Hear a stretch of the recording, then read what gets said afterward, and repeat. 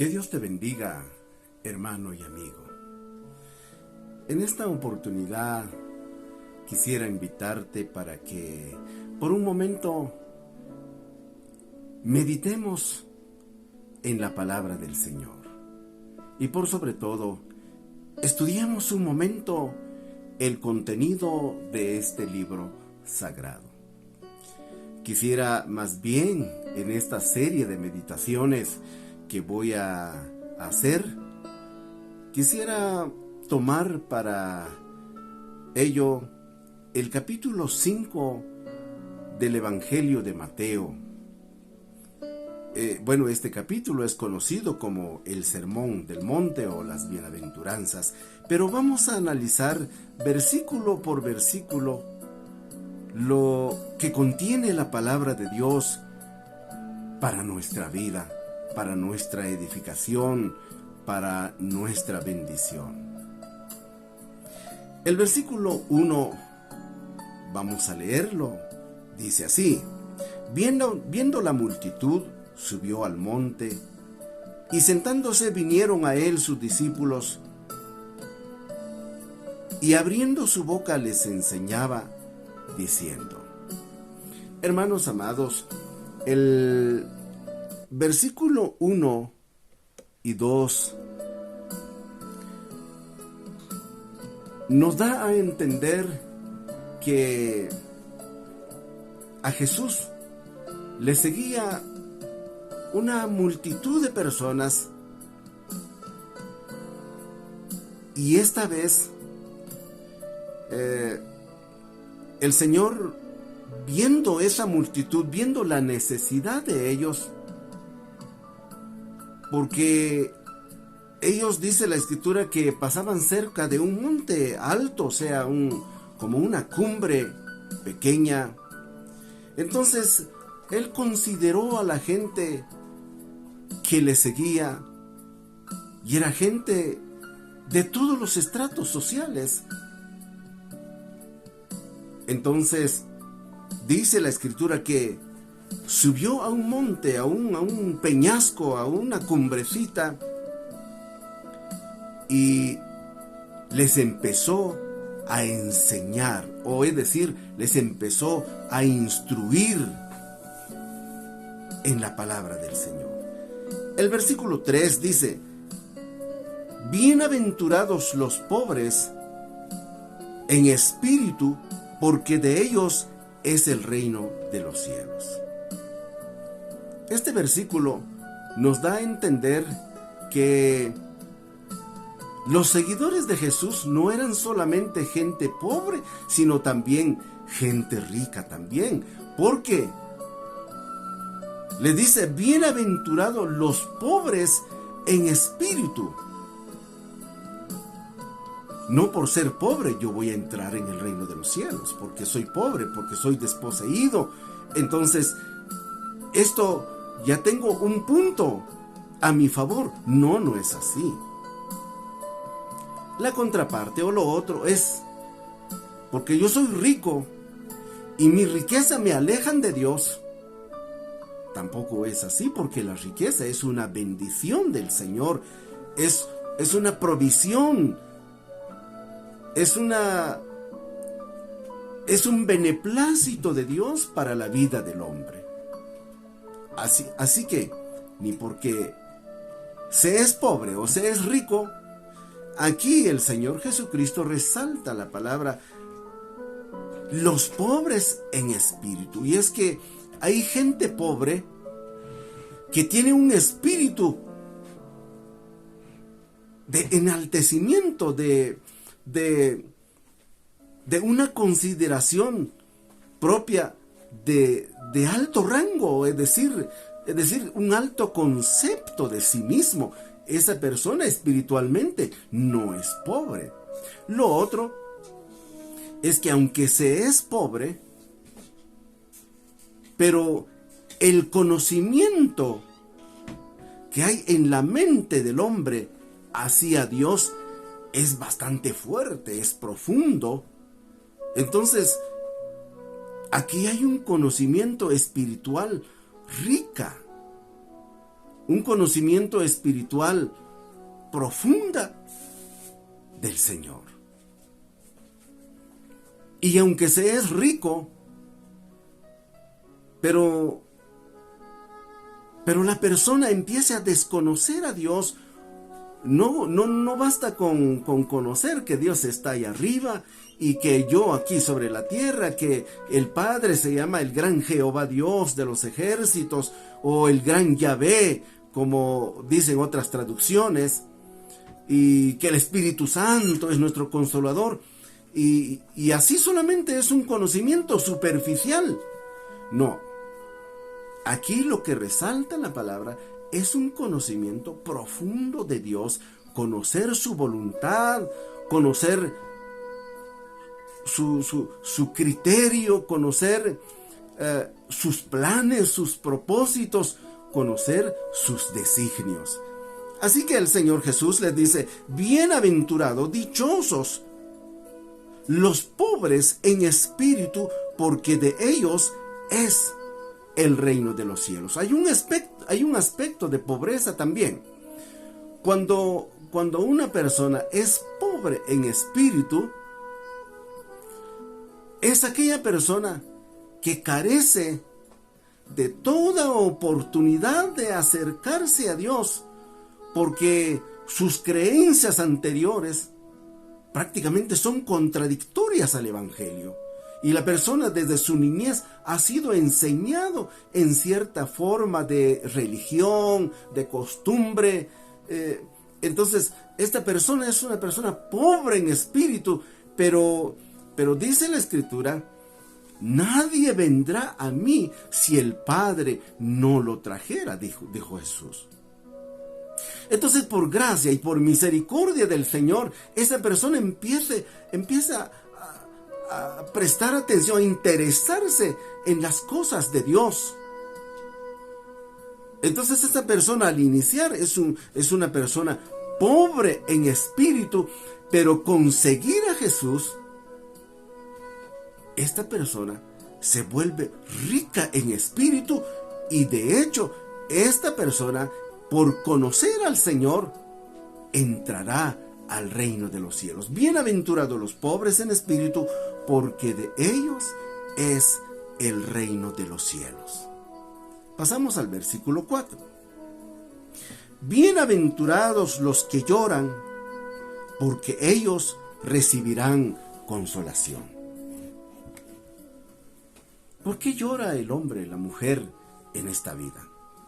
Jesucristo dijo: en el mundo tendréis aflicciones, pero confiad que yo he vencido al mundo. Cuando el hombre, la mujer, la persona llora, es porque está pasando por momentos cruciales en su vida, por momentos difíciles, tal vez una escasez económica, tal vez una enfermedad grave, tal vez problemas sociales, tal vez problemas matrimoniales, problemas familiares. Lo cierto es que estas circunstancias hacen que el hombre o la mujer llora. Pero cuando el hombre llora, la mujer, la persona, porque está pasando por un momento difícil, pero está manteniendo su firmeza de seguir a Cristo, y por mantener esa firmeza de querer serle fiel a Dios, es que llora. Entonces, el Señor dice: bienaventurados los que lloran, porque ellos recibirán consolación. Me interesa bastante lo que dice aquí el profeta Isaías en el capítulo 61, versículo 2. Y aquí está el mensaje para los siervos del Señor, un llamado, una responsabilidad de cada siervo, de cada sierva del Señor. Dice el versículo 2: a proclamar el año de la buena voluntad de Jehová y el día de venganza del Dios nuestro, a consolar a todos los enlutados. ¿A qué vino Jesús? A consolar a los enlutados. Versículo 3, a ordenar que a los afligidos de Sión se les dé gloria en lugar de ceniza. Es interesante que el siervo del Señor, al visitar, al ministrar a una persona que está pasando por un momento difícil, que está sufriendo aflicción, la función del siervo del Señor es consolar a esa persona. El Señor Jesucristo, el Señor Jehová Dios de los ejércitos, dio la orden a Jesucristo para venir a consolar a los afligidos y darles gloria. ¿Qué es gloria? Bendición, riqueza, restauración, edificación. A darles gloria en lugar de ceniza, en lugar de esa humillación en que el mundo, en que Satanás los ha sumido, en que su situación los ha sumido. Pero el siervo del Señor va y proclama el año agradable de Jehová, el año agradable del Señor Jesucristo, y a ministrarle alegría, gloria. Aleluya. A ordenar que a los afligidos de Sión se les dé gloria en lugar de ceniza, óleo de gozo en lugar de luto, manto de alegría en lugar de espíritu angustiado, y serán llamados árboles de justicia, plantío de Jehová, para gloria suya. Para gloria suya, ¿de quién? De Jehová Dios de los ejércitos. Porque, oigamos, hermanos amados, lo que dice acá el siervo del Señor, Nehemías capítulo 8, versículo 10. Luego les dijo: id, comed grosura y bebed vino dulce, y enviad porciones a los que no tienen nada preparado, porque día santo es a nuestro Dios. Señor, no os entristezcáis, porque el gozo de Jehová es vuestra fuerza. Quiero hacer énfasis en esta palabra, porque el gozo de Jehová es vuestra fuerza. Entonces, el versículo 4 dice: bienaventurados los que lloran, porque recibirán consolación. El Señor no va a enviar un ángel desde el cielo. Él tiene siervos aquí. Él tiene enviados, Él tiene siervos para ir a ministrar consolación, gozo en el corazón de aquel hombre, aquel hermano, aquella hermana que está pasando por una situación difícil, por una aflicción o varias aflicciones. En el mundo tendréis aflicción, pero confiad que yo he vencido al mundo, dijo Jesús. El versículo 5 dice: bienaventurados los mansos, porque ellos recibirán la tierra por heredad. Dichosos aquellos hombres mansos. Jesucristo, ¿se acuerdan ustedes, hermanos, que decía: aprended de mí, que soy manso y humilde de corazón? De manera, pues, que aquel que carece de mansedumbre es síntoma de desconocimiento de Jesús. Aquel que no es manso, la mansedumbre es sinónimo de humildad. Aquel que carece de mansedumbre no conoce a Jesús. Porque Jesús dijo: aprended de mí, que soy manso. Esa es la lección. ¿Y cómo vamos a aprender de Jesús? Pues leyendo su palabra, descubriendo sus caracteres, descubriendo su carácter, descubriendo su conducta, su comportamiento, descubriendo su personalidad. Cuando nosotros por medio de la palabra de Dios, lleguemos a conocer a Jesús, como dijera el apóstol Pablo, hasta llegar al conocimiento pleno del Hijo de Dios.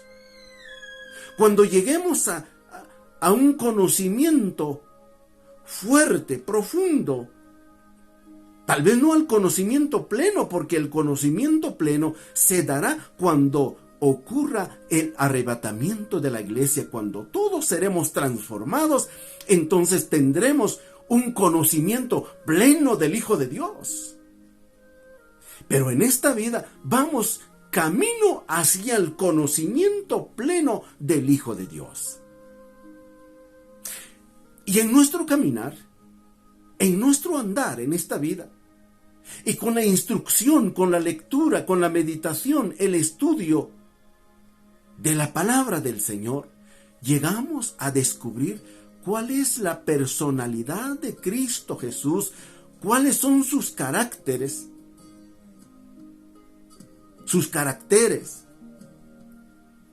Entonces, aprendemos de Él. Y cada día nos vamos a parecer a Jesús. ¿Qué le ocurrió al apóstol Pedro, mis amados hermanos? Dice la Escritura que cuando el Señor fue aprehendido, dice que él estaba calentándose cerca de esa fogata que las personas habían encendido allí en el patio del templo. Se acerca una mujer y le dice: tú también eres uno de ellos, porque tu carácter, tu forma te delata.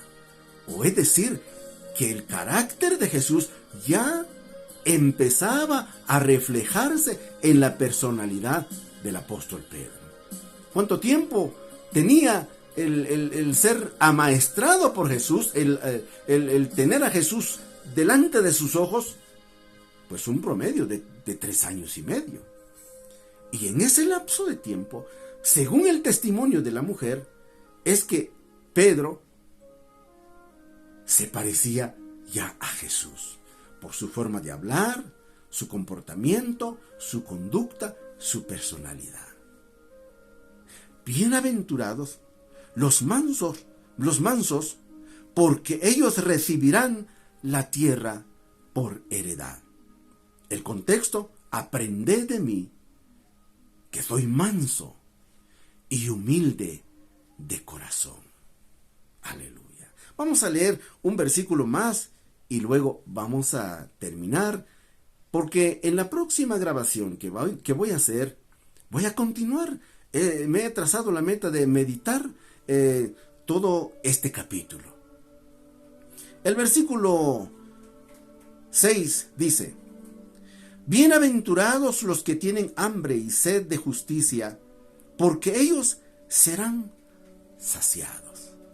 Dichoso eres tú cuando empieces a leer la palabra y te sientes triste porque no entiendes lo que estás leyendo. Hoy en día abundan las explicaciones y las interpretaciones. Pero, hermano amado, es interesante volvernos a la palabra y descubrir la eficacia de la palabra. Porque esta palabra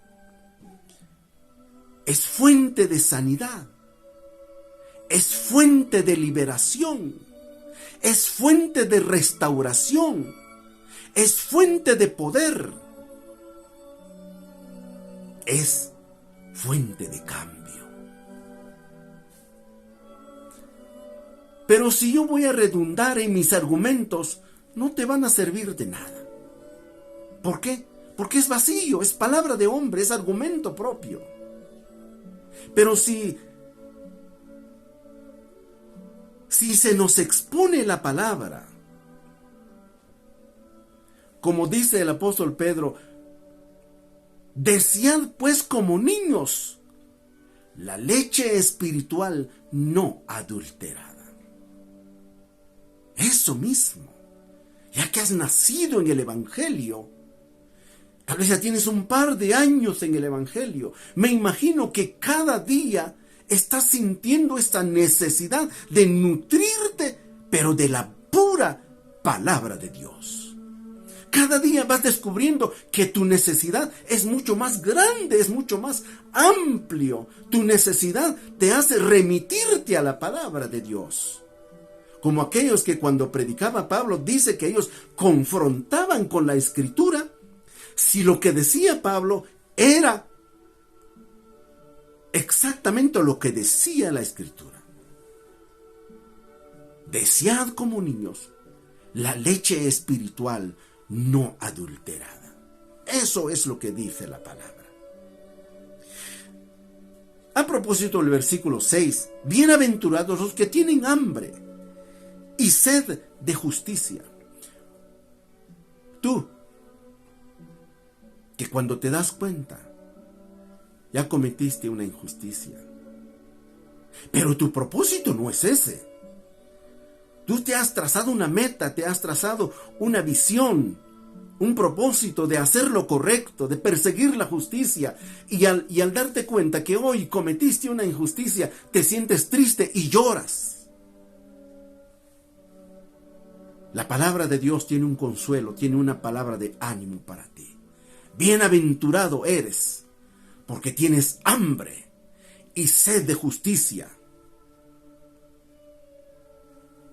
Porque el complemento es porque serás saciado. Cuando el Hijo de Dios venga, entonces tú serás transformado y serás llevado a la presencia de Jesucristo, donde serás saciado de toda justicia. Aleluya. Esto es la palabra. Hermano y hermana, amigo oyente, te invito a remitirte a la palabra. Oigamos lo que dice aquí finalmente el libro de los Salmos. El Salmo número 37, 11 dice: pero los mansos heredarán la tierra y se recrearán con abundancia de paz. Cuando Jesucristo venga, Él vendrá y establecerá 1000 años de paz sobre la tierra. Bienaventurados los mansos,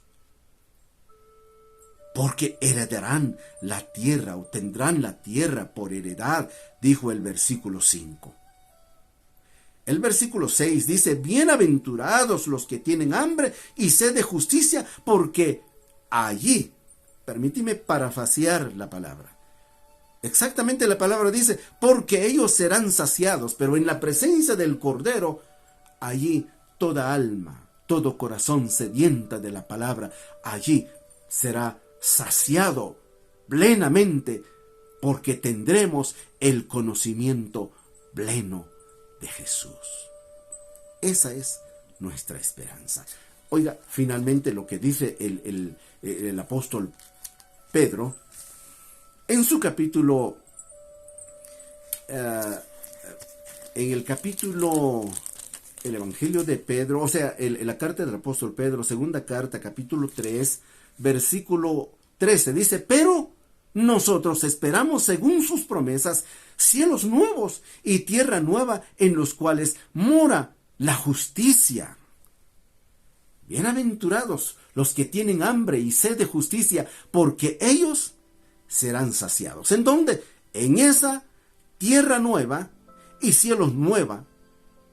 ¿Por qué? Porque en ese nuevo cielo y nueva tierra morará la justicia, donde tú y yo seremos saciados. Hermano y hermana, tú que estás pasando por momento difícil, yo no sé cuál es tu situación. Yo no sé cuáles son los pensamientos que te atormentan. Yo no sé cuáles son los pensamientos que pasan dentro de ti en este mismo instante. Quizás crees que Dios ya no te escucha. Tal vez crees que Dios te abandonó, y no es cierto. Él solo te está esperando que te acerques más a Él. Él tiene una promesa para ti: confiad, yo he vencido al mundo. Y cuando entendemos la palabra del Señor, En la grabación anterior, en el mensaje titulado La operación del poder de Dios, nos damos cuenta que la operación del poder de Dios fue la que resucitó a Jesucristo de los muertos y lo trasladó en la misma presencia a la diestra del Padre que está en los cielos. Tu problema, tu situación no es mayor. No es mayor. Tiene solución. La solución está en las manos de Dios. ¿Por qué no te acercas al Señor? Métete en oración y ayuno.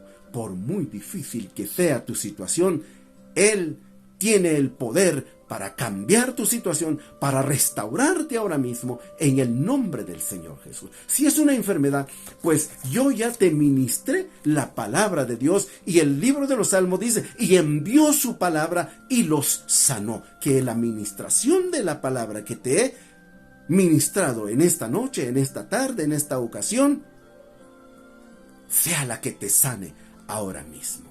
Vamos a orar. Únete conmigo, donde quiera que estés. Únete conmigo en palabra de oración. Padre que estás en los cielos, en el nombre poderoso y santo de Jesús, he expuesto tu palabra, Señor. Tu palabra dice, y mi palabra no volverá a mí vacía, sino que hará lo que yo quiero, dijo Jehová. Pues que tu palabra que ha sido expuesta, Señor, que haga lo que tú quieras, Señor. Envía sanidad en el corazón de este hombre, de esta mujer, de esa tu hija, de ese tu hijo, Señor. Aquel que tiene espíritu enlutado, entristecido, afligido, angustiado, creyendo que su situación es fatal, es terminal.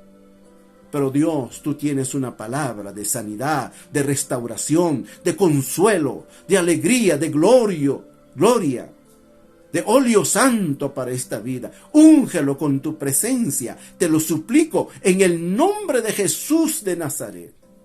Allá donde no es posible la llegada de tu siervo, Señor, a través de este medio, Dios mío, impongo mis manos sobre la vida de tu hijo, de tu hija. Porque esta orden viene de ti, Señor, para que a los afligidos se les dé consuelo, gozo, alegría, paz. En el nombre de Jesús, recíbelo ahora mismo. En el nombre de Jesús. Amén y amén. Que Dios te bendiga. Te invito a escuchar y a ver en la próxima grabación. Que Dios te bendiga.